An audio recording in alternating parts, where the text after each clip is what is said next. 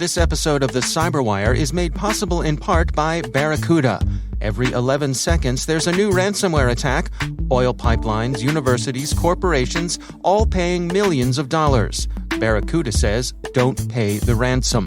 Before a ransomware attack occurs, train your team to recognize an attack and use anti-phishing technology. Protect your applications, and they can't get onto your network. Simple backup and restore solutions quickly recover your data without paying the ransom. Build your ransomware protection plan now. Go to barracuda.com/cyberwire. That's barracuda.com/cyberwire.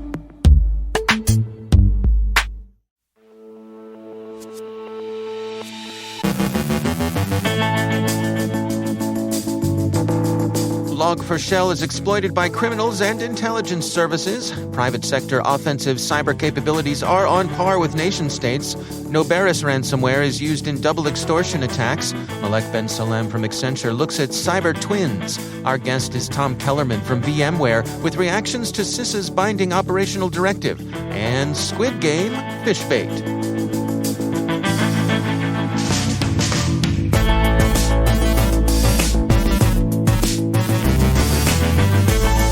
From the CyberWire studios at Data Tribe, I'm Dave Bittner with your CyberWire summary for Thursday, December 16th, 2021.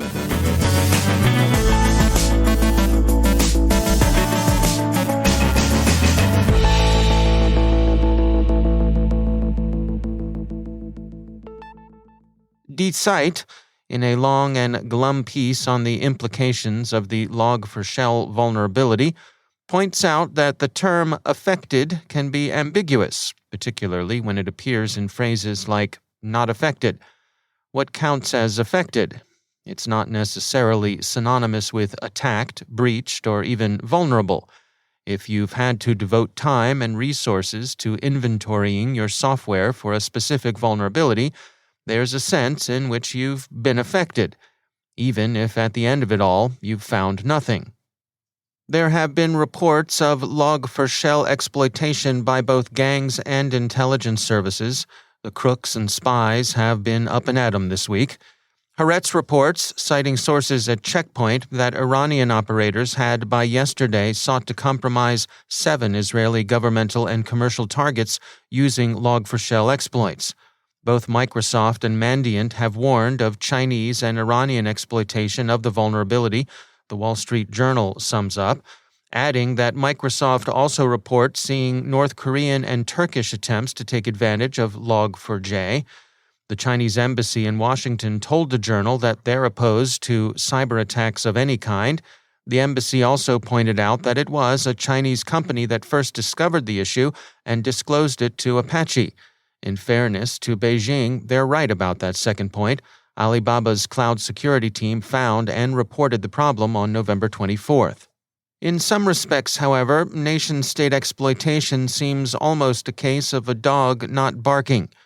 The Journal quotes CrowdStrike's Senior Vice President of Intelligence Adam Myers to that effect, quote, "It's a surprise it's not more widespread. The question that everyone is asking is, what aren't we seeing?" End quote. Mandiant also expects to see more nation-state exploitation. Quote, "We expect threat actors from additional countries will exploit it shortly, if they haven't already. In some cases, state-sponsored threat actors will work from a list of prioritized targets that existed long before this vulnerability was known. In other cases, they may conduct broad exploitation and then conduct further post-exploitation activities of targets as they are tasked to do so." End quote. And one of those dogs that's not obviously barking? Well, not dogs, but in this case, bears. Russian state actors, BGR observes, are noticeably not being mentioned in dispatches. Google's Project Zero concludes that companies are now able to develop offensive cyber capabilities once thought to be within reach of only a few nation-states. In their recently published research into NSO Group Pegasus exploits, Project Zero writes, quote, "Based on our research and findings, we assess this to be one of the most technically sophisticated exploits we've ever seen, further demonstrating that the capabilities NSO provides rival those previously thought to be accessible to only a handful of nation-states." And it's not just Apple products. Quote, Citizen Lab was able to recover these Pegasus exploits from an iPhone, and therefore this analysis covers NSO's capabilities against iPhone. We are aware that NSO sells similar zero-click capabilities which target Android devices." End quote. They haven't got any Android samples, but maybe you do. Quote, "Project Zero does not have samples of these exploits, but if you do, please reach out." End quote. Project Zero worked on a sample of NSO Group's forced entry tool obtained by Citizen Lab in the course of its investigation of a zero-click iMessage exploit used earlier this year against a Saudi activist. Apple's Security Engineering and Architecture Group cooperated with Project Zero on the technical analysis. Symantec has an update on ALF v. Black Cat ransomware group, in which the researchers describe the Noberus ransomware the group's campaign uses. Noberus, which exists in at least 3 versions, is unusual in that it's written in Rust. It's commonplace that it's in use in double-extortion scams. IBM says that Squid Game remains popular phishbait, much used against fans of the Netflix series. IBM recommends that businesses address these campaigns with employee awareness training. ZDNet reports that Amazon Web Services experienced a brief disruption yesterday. Unlike last week's disruptions, which centered on AWS's U.S. East 1 region, yesterday's are said to have affected the U.S. West 1 and 2 regions. The AWS Service Health Dashboard this morning shows all North American services operating normally. French police have arrested a man on charges related to laundering more than 19 million euros in ransomware payments, according to the Record. The U.S. Federal Reserve is moving in many areas of monetary policy, but yesterday, Federal Reserve Chairman Jerome Powell told CNBC that cyber attack represented the most significant threat to financial stability. And finally, to return briefly to Log4Shell, it's worth noting that many official bodies have issued warnings and guidance on it. Among those is the U.S. Federal Bureau of Investigation. If you've been hit by a Log4Shell exploit, they'd like to hear about it, and your input will be a contribution to intelligence concerning the way the vulnerability is being exploited. They'll also render assistance insofar as their resources permit. As the Bureau puts it, quote, "As always, we stand ready to assist any impacted entities." End quote. Now, we know the Internet, and we know the sort of social media funsters who inhabit its InfoSec precincts. I mean, when even NSA's cybersecurity boss is vamping with funny Karen and cat memes about the pronunciation of Log4j, well, it's just a barrel of monkeys out there. By the way, very funny, Mr. Joyce. But please, don't pester the FBI to tell them that your impacted entities include your wisdom teeth or your colon. We know, LOL, even roll full and LMAO, but come on, you don't need mad hermeneutical skills to get that the Bureau means organizations or natural persons affected by Log4Shell exploitation and not teeth or sections of your GI tract. They're not in the tooth-pulling or constipation relief business, so get serious, kids. We're looking at you, InfoSec boys and girls. Sometimes impacted is even more ambiguous than affected. Alles klar, Herr Kommissar?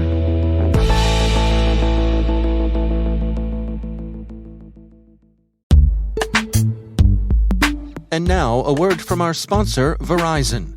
Mitigate the risks and realize the benefits of digital transformation with the help of Verizon, a leader in cybersecurity managed and professional services for nearly 2 decades. From secure cloud computing solutions to advanced detection and response capabilities, Verizon helps secure data, networks, and infrastructure of many of the world's best-known organizations. Their annual data breach investigations report is considered the gold standard of cybercrime research, and Verizon's leadership in network, wireless, and IoT connectivity makes it uniquely capable of protecting the ever-expanding attack surface. Let Verizon help you optimize your defenses and achieve the maximum return on your security investments. Learn more at VerizonEnterprise.com/products/security.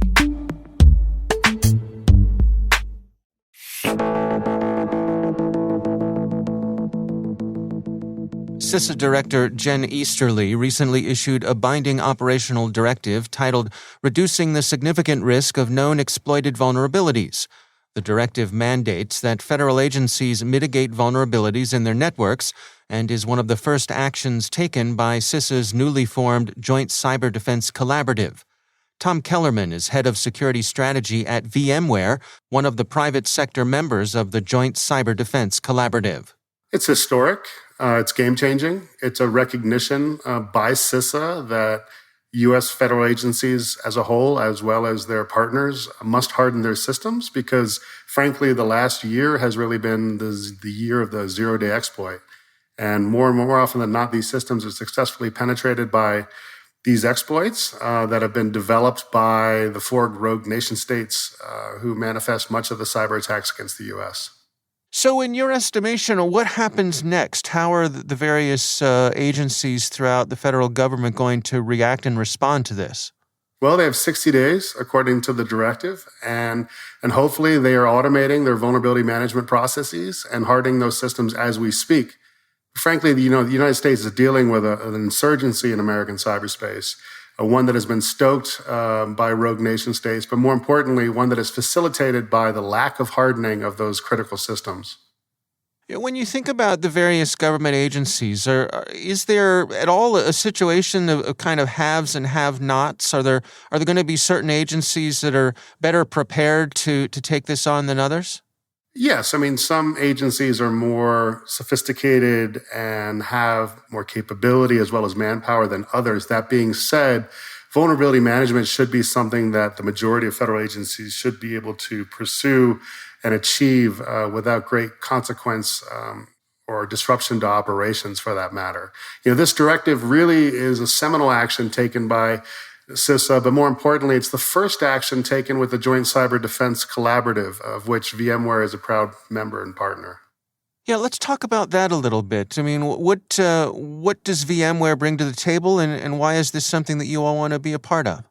It's our commitment to civilizing and securing American cyberspace. We're one of 15 companies that were asked to join because we literally have created the fabric by which many critical infrastructures are dependent upon, from vSphere all the way through Horizon, all the way through Workspace ONE.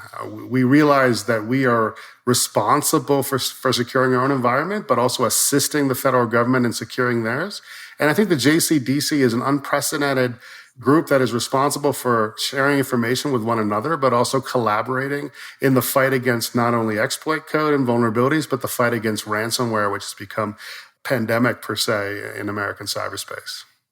What do you hope that things will look like on the other side of this? 6 months from now, after this has had some time to take effect and settle in, where do you suppose we'll be?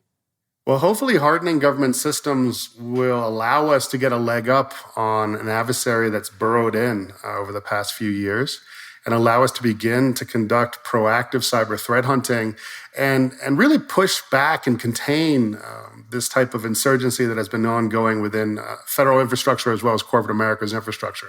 The first step in securing systems in cyberspace is a recognition that, 100% prevention is not possible, but there are some basic tenets of cyber hygiene that must be followed in order to prevent these types of infections. And part of that is really hardening those systems against exploitable vulnerabilities.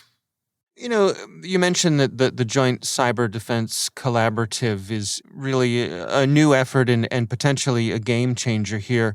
How so? How is this really set up to really move the needle? Well, Director Easterly challenged the private sector, particularly the major players, technology players in the private sector, to demonstrate commitment to securing American cyberspace and also to securing their own systems from attack, given that they provide the majority of technology infrastructure and fabric to the majority of corporations and federal agencies.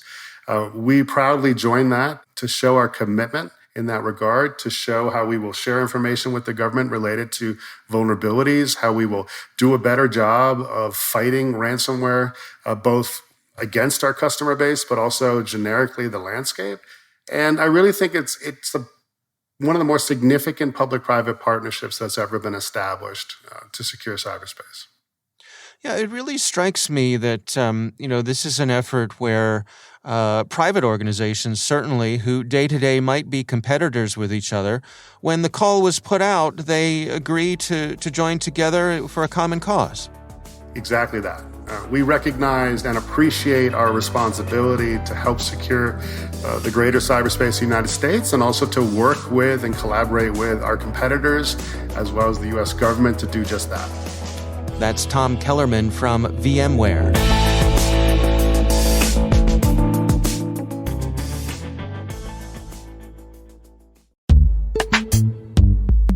And now, a word from our sponsor, Insights, a Rapid7 company. Threat intelligence can benefit all organizations by proactively defending against threats before they become cyber attacks. Insights, now a member of the Rapid7 family, is offering a free, personalized company threat intelligence report to help you manage the risk in today's cybersecurity landscape. Within minutes and using only your company's domain, Insights' proprietary tools find potential external threats, including phishing attacks and dark web mentions targeting your organization. To download your free threat intelligence report, go to insights.com/cyberwire.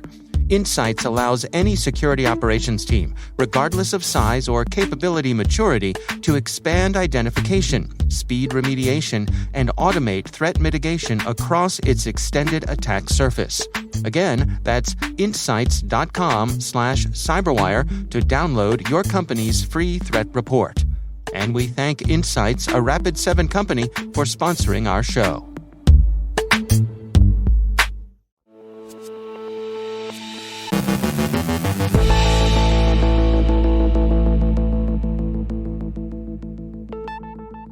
And I'm pleased to be joined once again by Malek Ben Salem. She's the Technology Research Director for Security at Accenture. Malek, it is always great to have you back. I wanted to touch base with you today on a publication that you and your colleagues have put out in the world, and it's called Cyber Digital Twins, and it has to do with security vision. What can you share with us today? Thank you, Dave. The Security Vision is a publication that the Cyber Lab publishes every year. And this year, the focus was on cyber digital twins. Now, let me start by defining what a digital twin is for our listeners. So, digital twin is basically a virtual representation that serves as the real-time digital counterpart of a physical object or process. Now, this concept has been, introduced a long time ago, but practically, I think the first practical definition of a digital twin originated from NASA when they were attempting to improve the physical model simulation of a spacecraft in 2010. But today, with the proliferation of IoT devices, of smart manufacturing, of devices for augmented reality, this concept is gaining notoriety. That's the digital twin. Along with that, the cyber digital twins started to emerge. And what exactly is that? Yeah, so cyber digital twins allow, security professionals basically to create that digital replica of every system, of every machine or IoT device.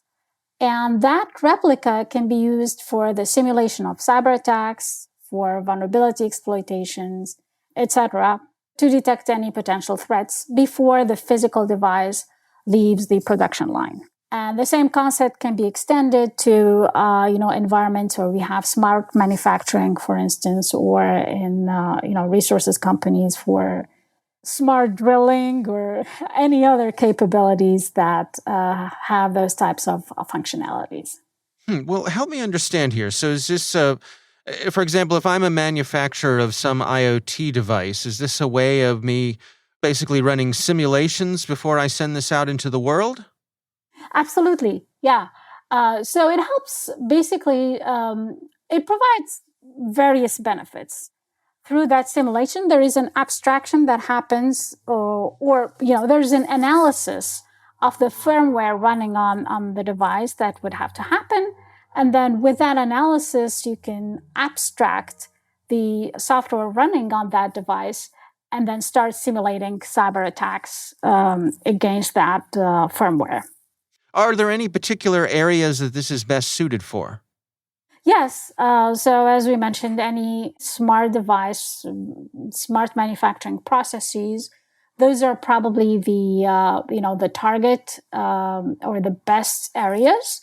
But I think eventually we'll see this proliferate as more of our systems, let's say OT processes, become more AI enabled. I think we're going to see more use of cyber digital twins there as well. Is there a safety component here as well? And I'm thinking in manufacturing plants, any of those heavy industrial kinds of places. This could be useful there. Yeah, definitely that will be another use case. Again, this capability, the simulation capability that this technology allows is very beneficial, whether it's for cyber attacks or for, cyber attacks that have a safety implication. And so where do we stand now? Is this something that is still in the lab, or is it out there in the real world? What's the timeline for seeing more widespread use? So the digital twin technology is being adopted. Again, through this publication, we've done some research and we've surveyed a number of CISOs and technology executives. And many of them, around 60% or even higher, I don't recall the exact number, but they are at least using this technology somewhere within their enterprise.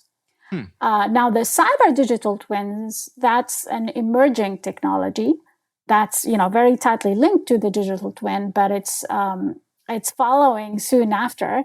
And so I think we're going to see more adoption of that technology because it enables, this simulation of attacks. It basically empowers security teams, right, to predict the attacks against these IoT devices or these cyber physical devices. And obviously with that, it helps them scale, I guess, more. It helps them cover more attacks. And I think one of the other main benefits, if you think about these manufacturing, or if you think about the designers of these smart devices, where they have to share IP or share the software and the firmware running on the device for another company to simulate and to assess and to test or to manufacture. By having a cyber digital twin abstract what's running on the device, they no longer have to share the IP itself, but they can share this model that's abstracting what's running on the device, thereby protecting their intellectual property. So they can get the advantage of the simulation, of the attacks, while protecting their intellectual property. Ah, I see. All right. Well, fascinating stuff for sure. The publication is Cyber Digital Twins. Malek Ben Salem, thanks for joining us.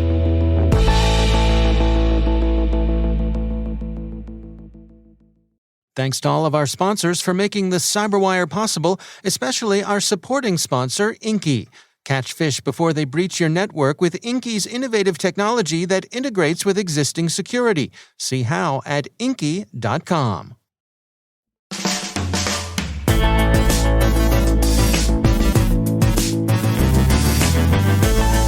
And that's the CyberWire.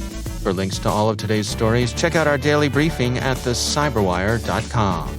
The CyberWire podcast is proudly produced in Maryland out of the startup studios of Data Tribe, where they're co-building the next generation of cybersecurity teams and technologies. Our amazing CyberWire team is Elliot Peltzman, Trey Hester, Brandon Karp, Eliana White, Haru Prakash, Justin Sabi, Tim Nodar, Joe Kerrigan, Carol Terrio, Ben Yellen, Nick Valecki, Gina Johnson, Bennett Moe, Chris Russell, John Petrick, Jennifer Iben, Rick Howard, Peter Kilpie, and I'm Dave Bittner. Thanks for listening. We'll see you back here tomorrow.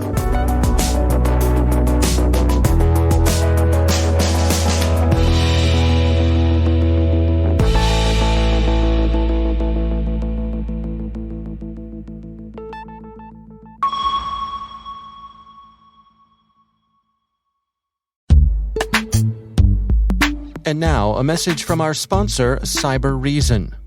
They're coming for it, your personal data, your intellectual property, your business.